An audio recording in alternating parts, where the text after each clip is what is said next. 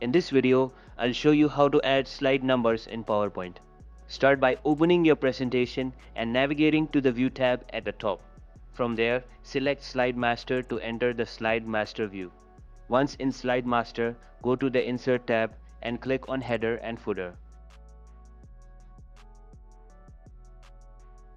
In the menu that appears, make sure to check the slide number option under Include on Slide. Then, click Apply to All to add the slide numbers to every slide in your presentation. After that, return to the View tab and exit Slide Master view. You'll now see the slide numbers displayed on the bottom right of each slide. To customize the slide numbers, simply double-click on one to resize, change the color, or adjust its position as needed. If you found this video helpful, give it a like. For more tech videos like this, subscribe. Catch you later.